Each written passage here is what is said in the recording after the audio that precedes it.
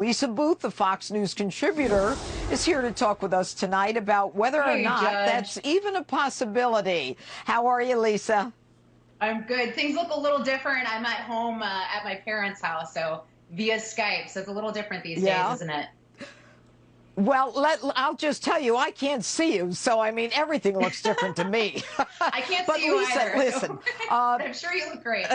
All right, well, so we should just call each other. But anyway, Lisa, you know, on the one hand, we've got people like Ron DeSantis, the governor in Florida, who's saying, I want to stop people from New York from coming to Florida, a lot of whom, by the way, own property in Florida. And, you know, a few weeks ago, everybody was dancing on the beach down there.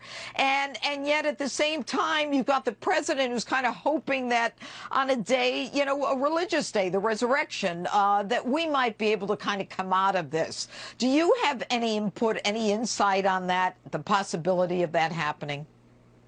Well, I'm sure the president's looking at the fact that, you know, we had 3.3 million unemployment claims. The government has already now spending trillions of dollars to try to revive the economy, to keep it afloat. So clearly a shutdown is unsustainable. But obviously the obvious question is, at what point is it safe to start reopening the economy, or maybe even parts of the economy? And I really think that comes down to the data and making sure that we have good data. We see Dr. Birx talking a lot about going through the data on a very granular level to, one, make sure it's accurate, two, to make sure our projections are right. Because she pointed out just this week, you look at Imperial College, they originally estimated 500,000 people in the UK would die of the coronavirus. Now they've revised that and said 5,700.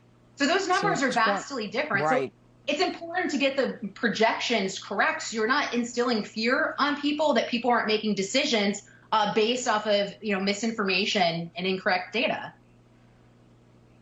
Well, obviously, the data is so important, Lisa, as you made clear. But, you know, we still haven't gotten to the point where, whether it's a peak and then a quick down, or whether it's a plateau, we don't even know if we're near that point yet. And there's talk of 15 to 21 days before that happens. Well, and one of the challenges, too, is we don't really have a great snapshot of the data to date. And I talked to Stanford, a professor at Stanford University, Jeanine, who is a professor of medicine and as well as epidemiology. And he said that the only way to really get a true snapshot of where we are is through random sampling.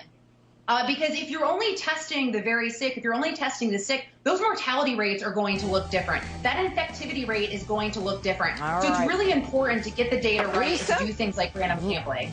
Lisa, thanks so much.